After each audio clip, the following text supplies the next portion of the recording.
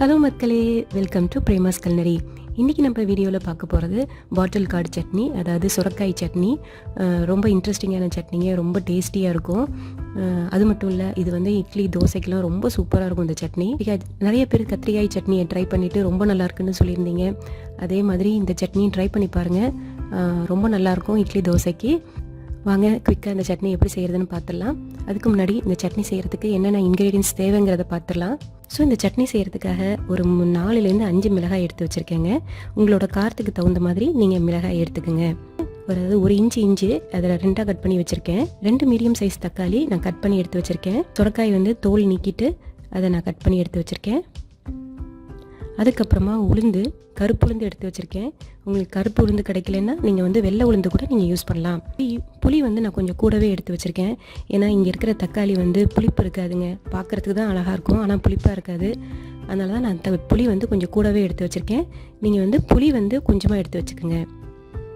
So இதுதான் நம்ம வந்து சட்னி செய்கிறதுக்கான தேவையான இன்க்ரீடியன்ஸ். வாங்க சட்னி செய்ய ஆரம்பிச்சிடலாம். ஃபஸ்ட்டு வந்து இந்த ஒரு ஸ்பூன் வச்சு நடுவில் இருக்கிற அந்த சீடெல்லாம் எடுத்துடலாங்க. அப்புறம் வந்து சுரக்காயோட தோலை வந்து பீல் பண்ணிடலாம். யூஸ்வலி சுரக்காய் வந்து நல்ல பிஞ்சு சுரக்காய் இருந்ததுன்னா நம்ம வந்து அந்த தோலை எடுக்கணும்னு அவசியம் இல்லை. ஆனால் வந்து எனக்கு முத்தின சுரக்காய் தான் கிடச்சிருக்கு, அதனால் நான் வந்து அதோட தோலை எடுத்துட்டேன். நீங்கள் வந்து நல்ல பிஞ்சு சுரக்காய் வந்தால் தோல் எடுக்கணும்னு அவசியம் இல்லை, அப்படியே கட் பண்ணி எடுத்து வச்சுக்கோங்க. ஒரு பேனில் 1 டீஸ்பூன் நல்லெண்ணெய் சேர்த்துருங்க. அதோட நம்ம எடுத்து வச்சுருக்க உளுந்தையும் மிளகாயும் சேர்த்து நல்லா வறுத்துக்கலாம். லோ ஃப்ளேமில் வச்சு வறுப்போம், இல்லைனா வந்து கருகிடும்.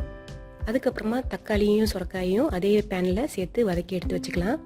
புளியையும் இஞ்சியும் வதக்கணும்னு அவசியம் இல்லை.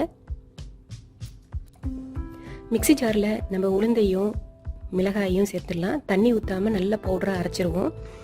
உளுந்தும் மிளகாயும் அரைச்சதுக்கு பிறகு தக்காளி, சுரக்காய், புளி, இஞ்சி, அப்புறமா 1 டீஸ்பூன் சால்ட் இதெல்லாம் சேர்த்து நல்லா அரைச்சிக்கலாம்.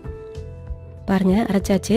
சட்னி பாருங்கள் எவ்வளோ கலர்ஃபுல்லாக இருக்குது. நம்ம உளுந்து சேர்த்துருக்கிறதுனால சாப்பிடும் போது ஒரு நட்டி ஃப்ளேவர் கிடைக்குங்க. ரொம்ப சூப்பராக இருக்கும் இந்த சட்னி.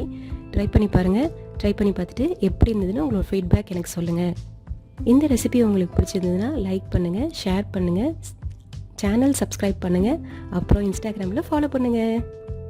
நாளைக்கு இன்னொரு சூப்பரான ஒரு இன்ட்ரெஸ்டிங்கான இன்ஃபர்மேஷன் நான் உங்கள்கிட்ட ஷேர் பண்ண போகிறேன். Stay tune. Until then, bye from Premalata Arvindan. Bye.